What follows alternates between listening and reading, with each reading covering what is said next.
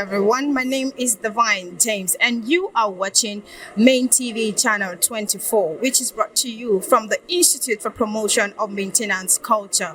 Today, we are at the Eco Convention Center where Saipec is taking place.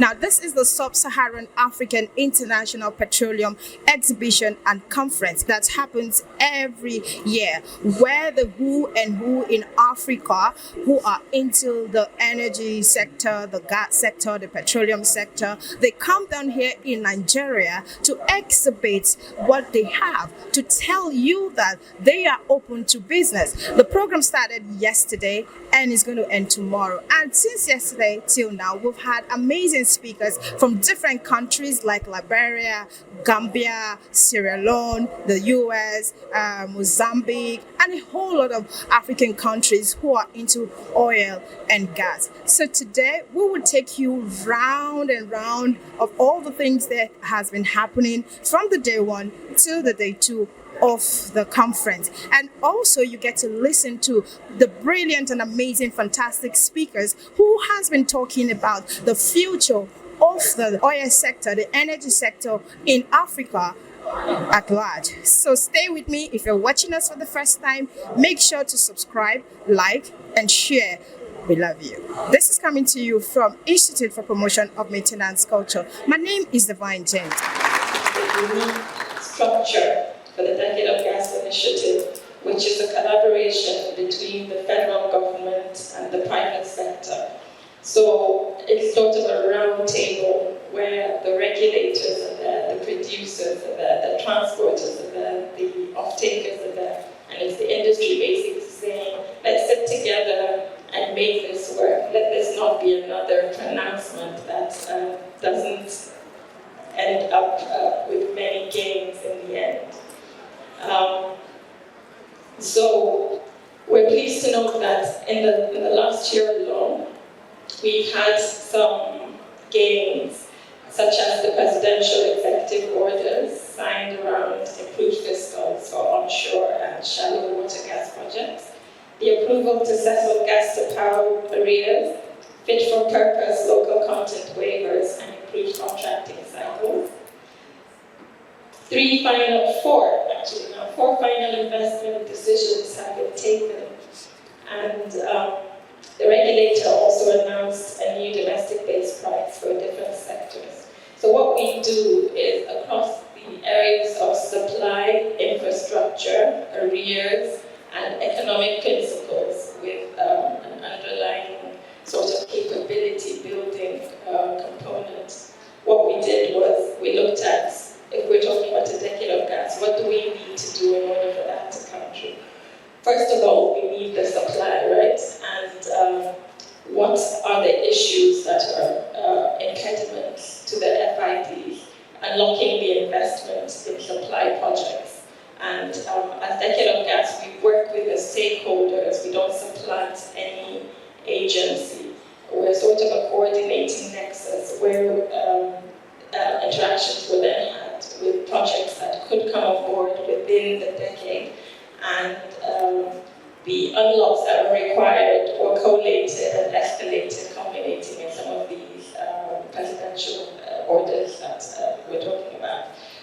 Arrears, again, also was a big win for us. We know that the gas to power sector has suffered from a lot of legacy debts, and we managed eventually to get that presidential order to clear the first tranche, and we're working on clearing the next tranche in addition to mechanisms to forestall any additional debt buildup. I mean, I could talk about it, but just to give a lot of background, essentially where we're going for the decade is we're saying we want Nigeria to be a gas-powered economy by 2030, leverage our vast natural resources while in an energy transition, and see all the benefits that accrue. I don't know if I'm still within time to moderate. WAPCO is the owner-operator of the WAGP, the West African Gas Pipeline. This is the first regional gas transmission line in sub-Saharan Africa. It takes the abundant gas resources in Nigeria to demand centers in Benin Republic, Togo, and Ghana.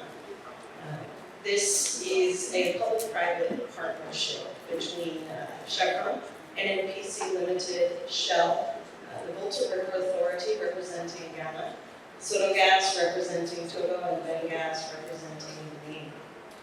And I think throughout the life of this pipeline collaboration is fundamentally at the core. This pipeline was a vision of ECOWAS over 40 years ago for economic and security in the region. About 20 years after that vision was born, you saw the nations of Nigeria, Ghana, Togo, and Benin join in the WAGP Treaty, which is really foundational to establish that collaborative environment which allows the pipeline to thrive. This pipeline runs roughly 675 kilometers, primarily offshore, from Lagos into Benin Republic, Togo, and then at 2 points in Ghana. This is really only made possible by that collaboration with those governments in establishing a harmonized fiscal and regulatory regime through the WAGP Treaty, and then developing this private company, WAPCO, to operate in the pipeline. While we've experienced very excellent recent success, the pipeline was not without its challenges early in life. As we all know here, the gas value chain requires a very delicate balance between supply, transportation, and offtake. And early in the life of the pipeline, that balance was challenged on all three components of that very, very vital tripod. We suffered major breaches on the pipeline very early in the life. This was built in the early 2000s and went into commercial operation in 2011. So for the past 14 years, we've learned how to operate this pipeline in very challenging environments. While that pipeline was out of service, the supply and the demand markets had to meet those needs elsewhere, which ultimately resulted in a years-long force majeure, where we could not move the gas from the supply in Nigeria to the regional demand centers. But what we've seen over the past 5 years is that those three elements of the value chain have started to stabilize. We've seen excellent performance in our operational excellence focus in WAPCO, with over 10 years and 12 million workforce hours without a major incident. We've seen those demand centers stabilize and begin to grow, and the supply out of Nigeria has begun to stabilize and grow.